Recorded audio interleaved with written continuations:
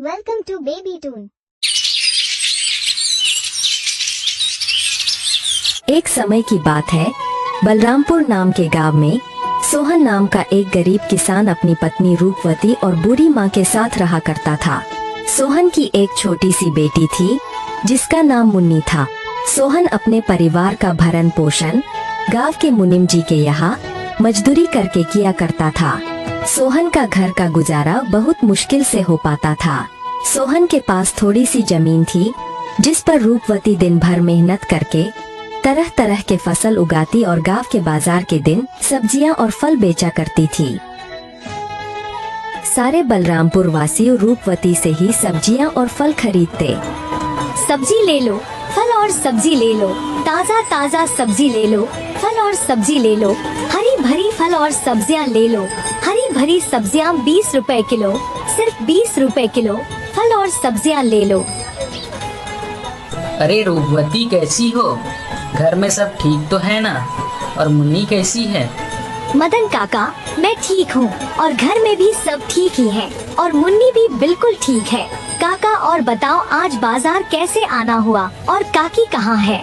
क्या बताऊं रूपवती, तुम्हारी काकी किसी काम से दूसरे गांव गई है। इस कारण रसोई का सारा काम मुझे ही करना पड़ रहा है, तो सोचा क्यों ना आज बाजार से सारा सामान लेते चलूं। अच्छा, तो ये बात है मदन काका। अच्छा रूपवती, तुम ये बताओ टमाटर कैसे किलो बेच रही हो? रोज की तरह 20 रुपए किलो ही बेच रही हूँ काका। अच्छा ऐसा करो रूपवती, मुझे 1 किलो टमाटर दे दो। क्यों नहीं काका, देती हूँ। इतना कहकर रूपवती मदन काका को 1 किलो टमाटर दे देती है और बदले में मदन काका से पैसे ले लेती है। रूपवती के खेत में एक पुराना कुआं भी था जो सालों भर सूखा ही रहता। उस कुएं में एक बूंद पानी भी नहीं था। इस कारण रूपवती दूसरे गांव वालों के कुएं का पानी अपने खेतों की सिंचाई और खेती के लिए इस्तेमाल करती थी। अपने कुएं से पानी लेते देखकर कुएं के मालिक हरिदास को रूपवती से बहुत जलन होती थी। एक दिन जब रूपवती अपने खेतों में मेहनत से काम कर रही थी, तभी वहां कुएं का मालिक हरिदास आता है और रूपवती से कहता है, अरे रूपवती कैसी हो? खेतों का काम कैसा चल रहा है? मैं ठीक हूँ हरिदास चाचा, खेतों का काम भी ठीक ही चल रहा है। मैं यह कह रहा था रूपवती कि मैं तुम्हें बहुत सालों से अपने कुएं का पानी देता आ रहा हूँ।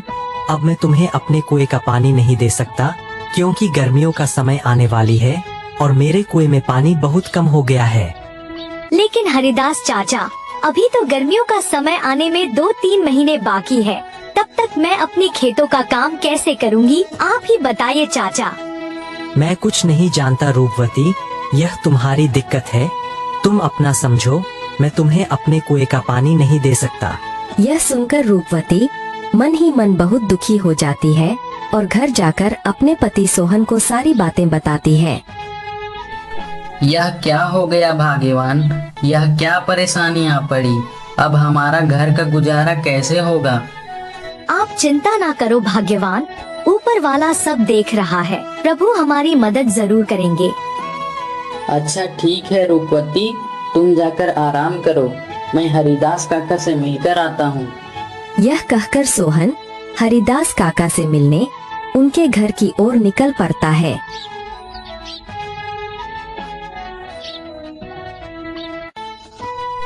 हरिदास काका, अरे ओ हरिदास काका, घर में हो कि नहीं?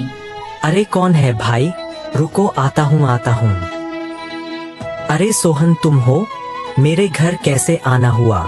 हरिदास काका, मुझे रूपवती ने बताया कि आपने हमें कुएं का पानी देने से मना कर दिया। हाँ सोहन, यह बात सच है कि मैंने रूपवती को अपने कुएं का पानी लेने के लिए मना कर दिया। ऐसा क्या हो गया हरिदास काका? देखो सोहन, मैं तुम्हें कई सालों से अपने कुएं का पानी देता आ रहा हूँ और इस बार गर्मियों का समय आने वाली है। इस कारण मेरे कुएं का पानी बिल्कुल सूख कर कम हो गया है। अगर मैं तुम्हें अपने कुएं का पानी देता हूँ तो मुझे गर्मियों में बहुत परेशानी होगी। लेकिन हरिदास काका, अभी तो गर्मियाँ आने में 2-3 महीने का समय है, तब तक मेरे खेतों का क्या होगा? मैं कुछ नहीं जानता सोहन, मैंने रूपवती को भी कहा था कि यह तुम्हारी समस्या है। मैं तुम लोगों को अपने कुएं का पानी नहीं दे सकता। सोहन हरिदास काका को कुएं का पानी देने के लिए मनाने का बहुत कोशिश करता है, लेकिन हरिदास नहीं मानता है। फिर सोहन दुखी होकर थक हार के अपने घर की ओर निकल पड़ता है।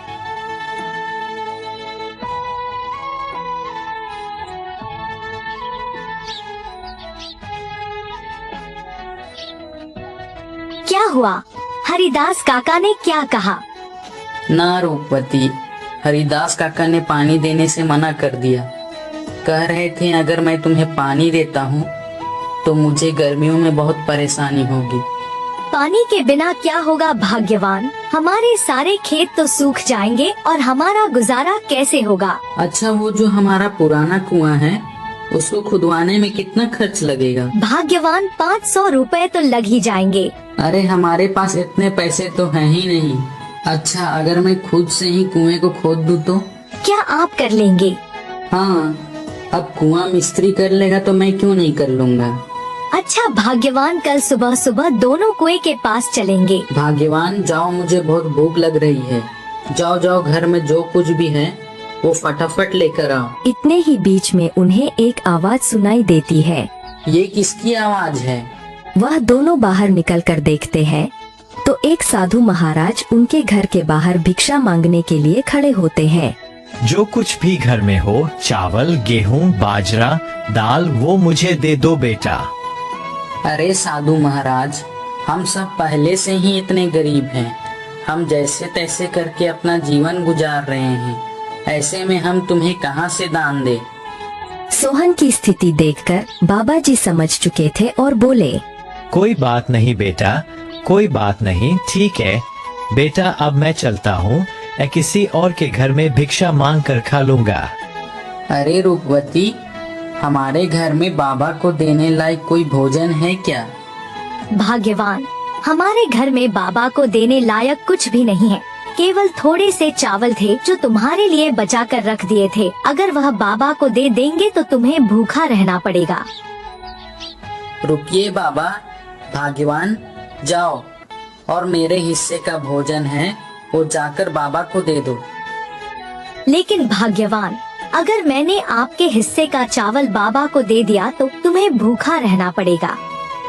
तुम उसकी चिंता मत करो भाग्यवान।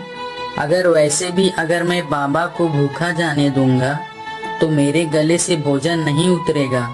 जाओ वो भोजन लेकर आओ।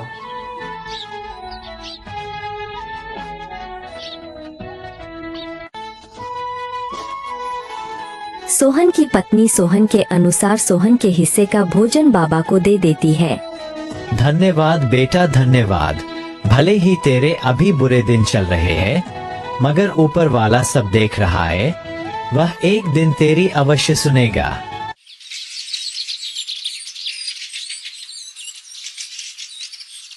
फिर अगले दिन सुबह सुबह दोनों सोहन और उसकी पत्नी रूपवती अपने कुएं की खुदाई करने अपने खेत की ओर चल देते हैं। देखो रूपवती, देखो हमारे कुएं में तो एक भी बूंद पानी नहीं है। हाँ भाग्यवान, प्रभु हमारी कौन सी परीक्षा ले रहे हैं? फिर सोहन कुएं में नीचे उतरकर कुएं की खुदाई शुरू कर देता है।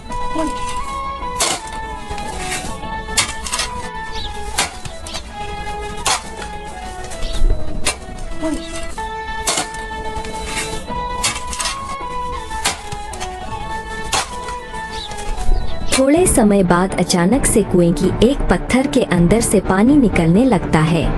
अरे यह पानी कहाँ से आ रहा है? मुझे तो अपनी आंखों पर विश्वास ही नहीं होता।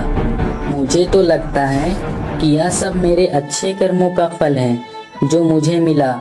भाग्यवान सही कह रही थी और बाबा जी भी सही कह रहे थे कि तुम्हारे कर्मों का फल तुम्हें अवश्य मिलेगा। ऊपर वाले ने मेरी सुन ली।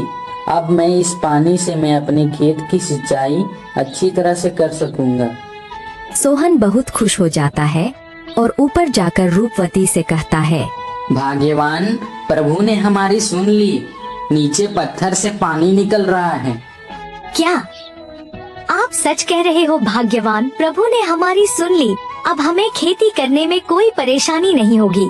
तो दोस्तों, आपने देखा जो अच्छा कर्म करता है उसके साथ हमेशा अच्छा ही होता है।